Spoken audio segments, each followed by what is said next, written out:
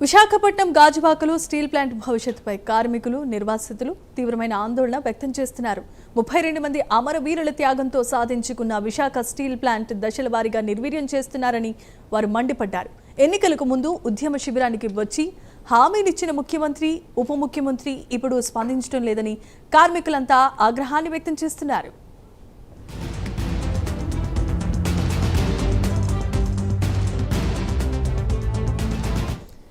2024 వరకు విశాఖ స్టీల్ ప్లాంట్లో సుమారు 1500 మంది సిఐఎస్ఎఫ్ బలగాలు విధులు నిర్వహించాయి. ఆ తర్వాత దశల వారీగా వారి సంఖ్య తగ్గిపోయిందన్నారు కార్మికులు.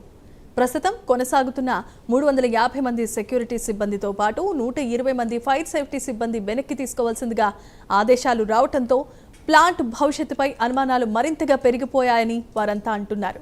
సిఐఎస్ఎఫ్ ఉపసంహరణ ప్రైవేటీకరణకు సాంకేతికంగా భావిస్తున్న కార్మికులు, నిర్వాసితులు విశాఖ స్టీల్ ప్లాంట్ను పూర్తి స్థాయిలో అమ్మేస్తారేమో అంటూ ఆందోళన వ్యక్తం చేయడం జరుగుతోంది.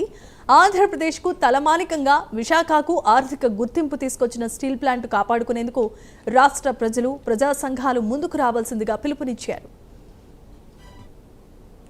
Steel plant CITU X general secretary నిన్ననే కేంద్ర హోంశాఖ నుండి సిఎస్ఎఫ్ డీజీ గారి ద్వారా సౌత్ డీజీకి విశాఖపట్నం స్టీల్ ప్లాంట్లో ఉన్నటువంటి సిఎస్ఎఫ్ని విత్డ్రా చేసుకునేదానికి వాళ్ళు ఏర్పాట్లు అనేవి చేయడం అనేది జరిగింది.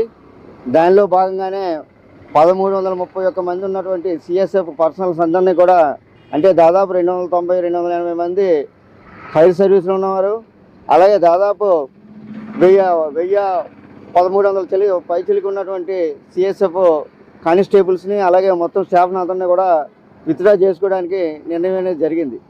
అయితే దానిలో గతంలోనే కొంతమందిని తీసుకెళ్ళిపోయారు. ఇప్పటికి ఉన్న స్టాఫ్ 300 మంది మాత్రమే ఉండడం అనేది జరిగింది.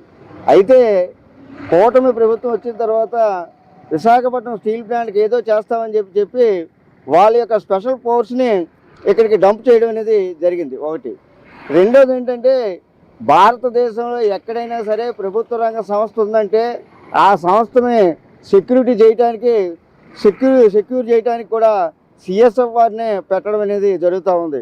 విశాఖపట్నం స్టీల్ ప్లాంట్ మరి దాని ఆస్తులు కాపాడడానికి సెక్యూరిటీ పర్పస్ సెంట్రల్ గవర్నమెంట్ ఆధ్వర్యంలో, మినిస్ట్రీ ఆఫ్ హోమ్ అఫైర్స్ ఆధ్వర్యంలో నడుస్తున్న CSF central industrial security force Visakhapatnam steel plant ఆస్తులు కాపాడడానికి సెక్యూరిటీ పర్పస్, అలాగే ఇక్కడ ఫైర్ వింగ్ ఏదైనా ఫైర్ అయితే ఈ యొక్క ఆస్తులు కాపాడడానికి ఆ ఫైర్ నుంచి మరి 1993లో సుమారు 1000 మంది సిఎస్ఎఫ్ సిబ్బంది, 300 మంది సిఎఫ్ సంబంధించిన ఫైర్ సిబ్బందిని కూడా ఆ రోజు కేంద్ర ప్రభుత్వం ఇక్కడ నియమించడం జరిగింది.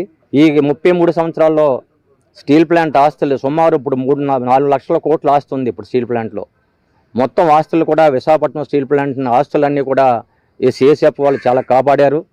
వాళ్ళు మన ప్రభుత్వ విశాఖపట్నం స్టీల్ ప్లాంట్ ఆస్తి అంటే 140 కోట్ల ప్రజల ఆస్తి. ఇది ఒక్క రూపాయి కూడా, ఒక వస్తువు కూడా బయటపోవడానికి వీల్లేదు.